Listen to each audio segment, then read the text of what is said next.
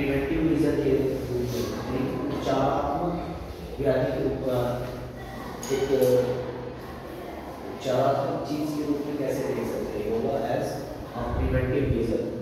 ये चैप्टर आपका स्टार्ट होगा और हो सकता है जब कोई बीमारी खराब है तो समझने की कोशिश कीजिएगा, नहीं समझ आएगा फिर सच में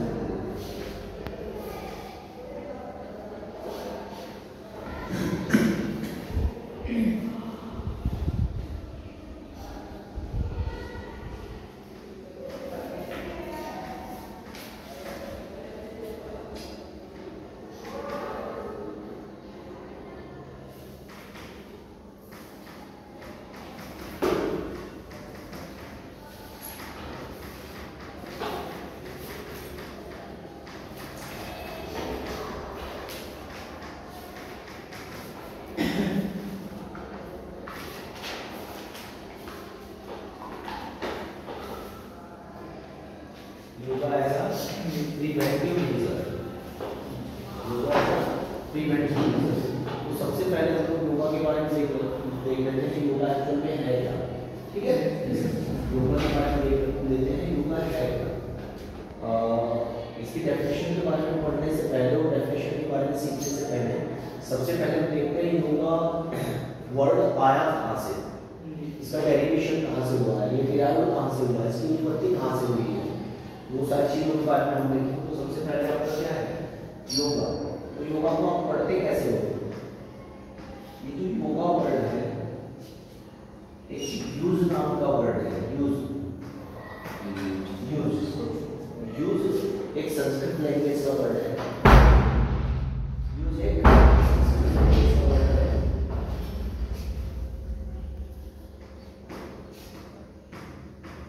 संस्कृत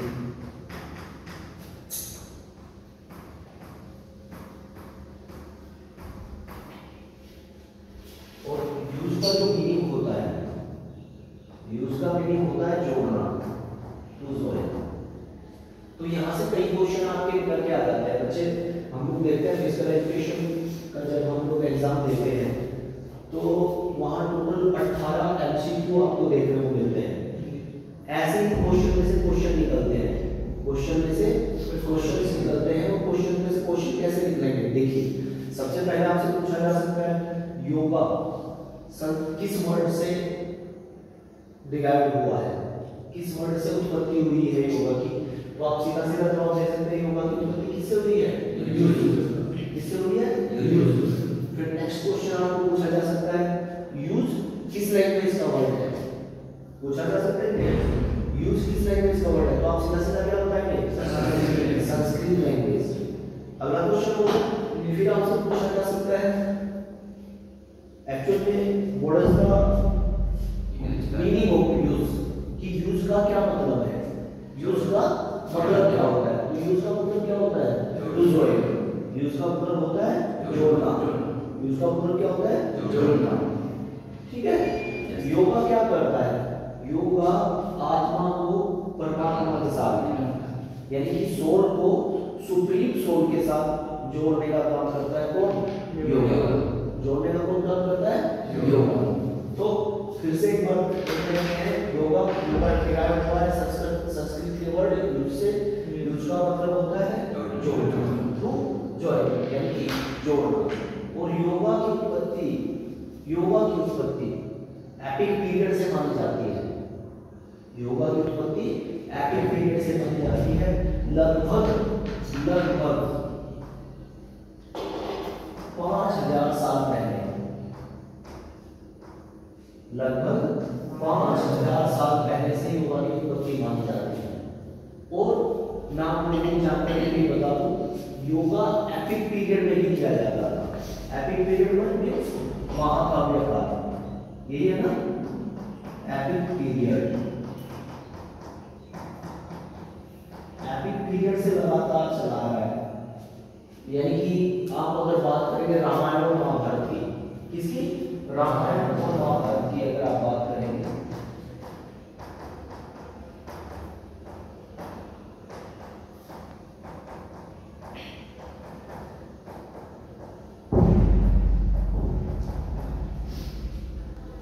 रामायण और महाभारत काल की अगर आप बात करें तो उस टाइम भी योगा किया जाता था। आप देखते होंगे कि उस टाइम में जो कुमार होते थे, कुमार यानी कि राजा के जो पुत्र होते थे, प्रिंस राजकुमार जो होते थे, उनके अलावा जो भी विद्यार्थी शिक्षा ग्रहण करने के लिए गुरुकुल में जाते थे, उनको गृह त्याग करना होता था और वो गुरुकुल में वहीं रहते थे, उनकी शिक्षा दीक्षा वहीं पे होती थी। और उसमें आपने बड़े कई बार पढ़ा भी होगा और सीरियल अगर आपने देखा है तो उसमें भी जो कुमार हैं, मतलब राजा के जो पुत्र हैं, उनको सूर्य नमस्कार करते हुए देखा होगा, योगा करते हुए देखा होगा, प्राणायाम करते हुए देखा होगा, ओम का उच्चारण करते हुए देखा होगा। तो योगा उसी टाइम से, रामायण महाभारत के टाइम से प्रचलित माना जाता है। ठीक है, इसके बारे में कुछ भी कहना, उत्पत्ति के बारे में यही है कि जो रिटर्न में इसके साक्ष्य मिलते हैं वो यही मिलता है कि 5000 साल पहले योगा का उत्पत्ति मानी जा रही है। अब ये सूचीबद्ध किसने किया, ग्रंथबद्ध किसने किया? पहले तो ऐसे ही चलता था, इसको ग्रंथबद्ध करने का काम किया है किसी महानुभाव ने, उनका नाम है महर्षि पतंजलि। क्या नाम है उनका भाई? महर्षि पतंजलि।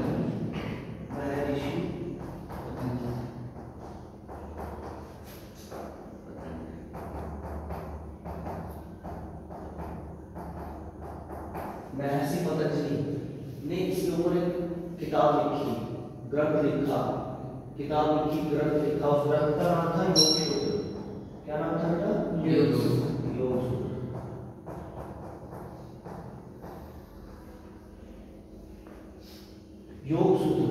योग सूत्र में पतंजलि जी ने, महर्षि पतंजलि ने योगा को एक सूचीबद्ध करने का काम किया।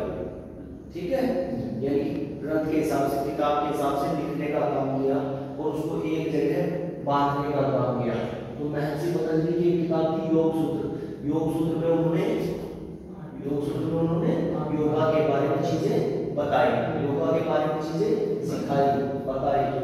लगभग फिर ध्यान देना, लगभग 1.5 लाख आसन, लगभग 1.5 लाख आसन के बारे में बताया गया कि जो आसन होते हैं, बॉडी का पोस्चर जैसे तोड़ बोल सकते हैं, लगभग 1.5 लाख आसन, प्रकार के आसन बताए गए। आसन को हम कर सकते हैं तरीके से, जैसे अपनी बॉडी को हम तोड़ते हैं, तो लगभग 1.5 लाख बताया गया है। फिक्स नहीं है कुछ भी, लगभग। ठीक है, अब योगा की बात करोगे, हठ योग है, राजयोग है। ठीक है, अलग अलग टाइप के योगा होते हैं, अच्छा, योगा का अधिष्ठाता देव भगवान शिव को माना जाता है। भगवान शिव से बड़ा योगी किसी को भी नहीं माना जाता। भगवान शिव से बड़ा योगी किसी को भी नहीं माना जाता। इसी वजह से भगवान शिव को योग का अधिष्ठाता देव माना जाता है। और जब महादेव शिव शंकर शंभु अपनी तपस्या में लीन हो जाते हैं, आराधना में लीन हो जाते हैं, उस टाइम वो इधर उधर का सब कुछ मोह छोड़ के, सारा संसार की चिंता छोड़ के, इधर उधर की परेशानियों को छोड़ करके अपनी साधना में लीन हो जाते हैं। यानी कि उनसे बड़ा योगी इस संसार में कोई है ही नहीं। तो अधिष्ठाता देव किसको माना गया है? भगवान शिव को। जैसा कि आप लोगों ने 11th में भी पढ़ा, जैसे कि आप लोगों ने 11th में पढ़ा,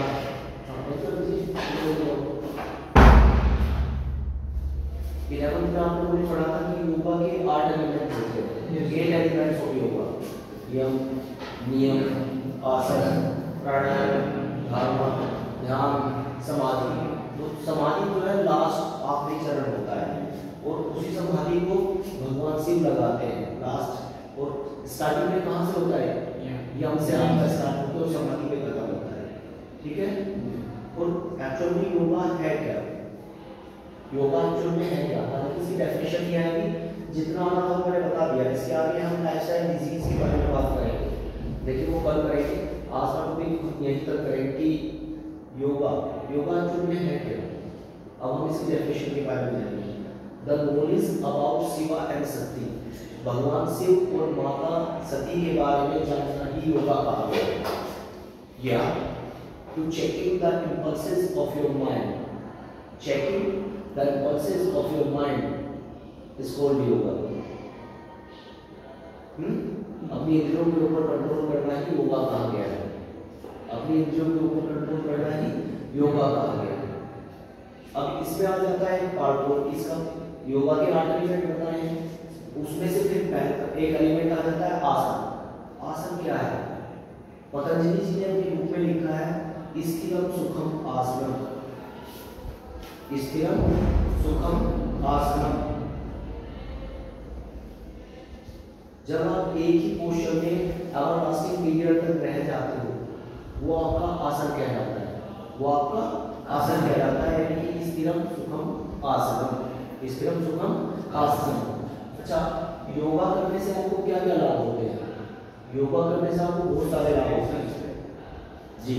आपकी फ्लेक्सिबिलिटी बढ़ती है, आपकी हड्डियां मजबूत होती है, आपके जॉइंट्स मजबूत होते हैं, आपका जो सर्कुलेटरी सिस्टम है वो स्ट्रेंथन होता है, डाइजेस्टिव सिस्टम वो स्ट्रेंथन होता है, रेस्पिरेटरी सिस्टम वो स्ट्रेंथन होता है, बीमारियों से आप बचे रहते हैं, फिट महसूस करते हैं अपने आप को। जितनी भी लाइफस्टाइल से रिलेटेड दिक्कतें हैं वो सारी आपकी दूर रहती है, वो आपसे दूर रहती है। तो वो बहुत सारी चीजें हैं जो आपको योगा से मिलती हैं। योगा से बहुत सारी चीजें आपको मिलती हैं। इसमें आप बहुत सारी चीजें और भी ऐड कर सकते हो, purity of mind, purity of body, है कि नहीं? भाई दिमाग पवित्र हो जाता है, आपका शरीर पवित्र हो जाता है। देखिए, बाहर से नहा के बॉडी को साफ तो हम डेली कर लेते हैं, लेकिन अंदरूनी जो सफाई होती है वो शॉर्टकट बताए गए हैं योगा के अंदर, जैसे वेदी, धोती, कपालभाति, है ना, प्राणायाम, वो सारी चीजें बताई गई हैं। उनसे आपकी अंदर की क्लींजिंग हो जाती है।